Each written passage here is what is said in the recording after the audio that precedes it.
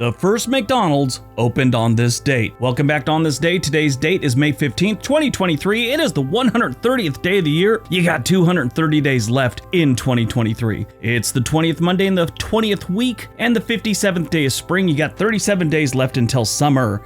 It was a brutal weekend. It was really hot here in the Portland metro area. Like I said earlier last week, we're in the middle of a heat wave. It really didn't let up too much. But the good news is, I think Wednesday we're supposed to turn into Florida with 85-degree weather, rain, and lightning. Today is Nylon Stocking Day. National Nylon Stocking Day is held every year on May 15th. It is a perfect opportunity for us to celebrate this wardrobe essential, which has played an important role in the fashion industry. I watched this documentary on World War II years ago, and they were talking about, the hardships people had to go through. Nylons were sort of new, and they were in short supply.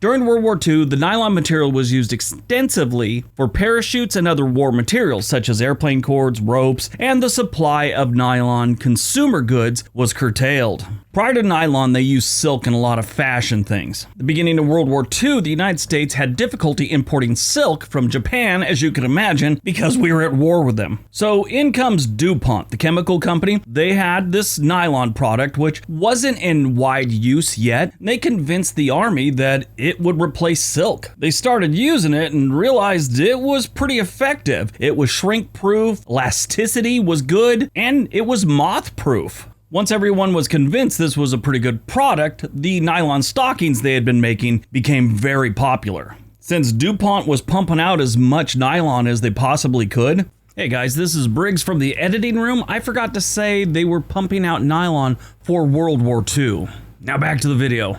They had shortages, and of course the United States said no more nylon stockings. This, as you can imagine, created a black market. Nylons were selling for about $20 a pair. 80 years later, they're going for less than $20 right now. But if you were paying $20 for a pair of nylons back then, that was worth about $355 today. Now at the time, nylons became so popular that they were the target of crimes. In Louisiana, one household was robbed of 18 pairs of nylons. They took nothing else.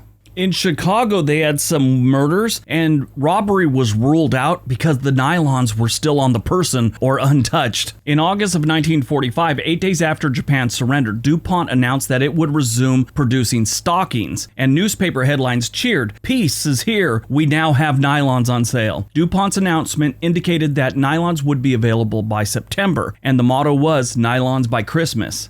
DuPont originally forecasted that it would be able to produce 360 million pairs by the year's end. The shortage remained as DuPont underdelivered on its estimates, and this caused a mad rush once stockings were made available. The first riot occurred in September when a small post-war shipment of stockings went on limited sale around the country. In November, 30,000 women reportedly lined up in New York City. 40,000 lined up in Pittsburgh for 13,000 pairs. The shortage persisted into 1946, and in March, the government started looking into DuPont. During the shortage, many people began to suspect that DuPont was deliberately delaying production, and the shortage was a result of artificial scarcity. Like a week after the government started looking into them, they were able to magically ramp up production and began churning out 30 million pairs of stockings a month. Now, DuPont was getting a bad rep for this, and it was all over the press, and they were looking really bad. And instead of, maybe offering a reason why this happened or saying they'd do better, DuPont attempted to publicly shame selfish housewives for hoarding the stock. This only brought on more hostility towards DuPont. In 1951, after the riots had long subsided, DuPont was threatened with an antitrust suit. To avoid a long trial, they then agreed to share nylon licensing with other companies. This would make sure that they had a supply everywhere in the country, all that everyone needed. 1905, the city of Las Vegas is founded in Nevada.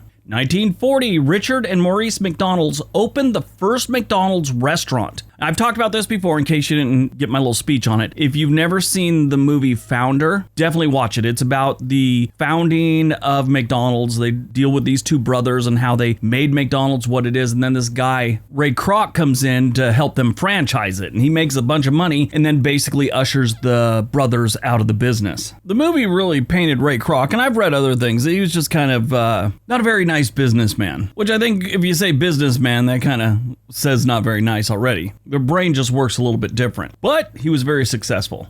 1970, President Richard Nixon appoints Anne May Hayes and Elizabeth P. Hoisington the first female United States Army generals. 2008, California becomes the second U.S. state after Massachusetts in 2004 to legalize same-sex marriage after the state's own Supreme Court ruled a previous ban was unconstitutional.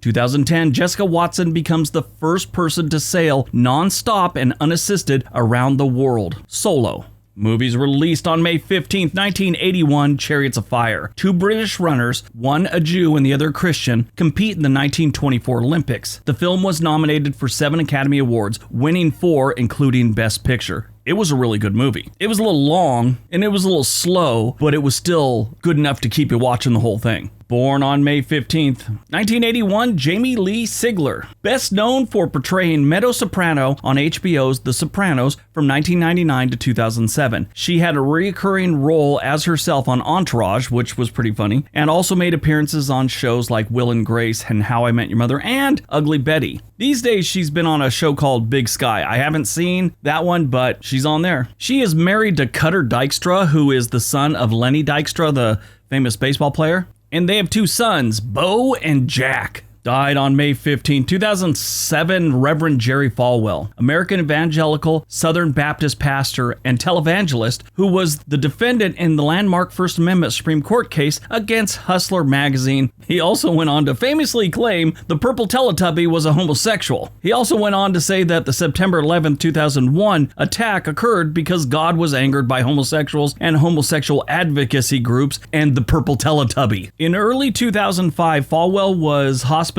for 2 weeks with a viral infection. Then he was discharged and then re-hospitalized on May 30th, 2005 in respiratory arrest. He was subsequently released from the hospital and returned to his duties. Later in 2005, he had a blocked artery taken care of. And then on May 15th, 2007, Falwell was found without a pulse and unconscious.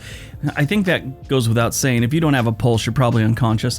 In his office around 10:40 a.m. after he missed his morning appointment and was taken to Lynchburg Hospital. The executive vice president of Falwell's Liberty University said, "I had breakfast with him that morning and he was fine. He went to his office, I went to mine, and they found him unresponsive." All right, that's today's video. Hope you guys enjoyed it. Hope you got some information out of it. Now go out, have a great day, and be nice to each other.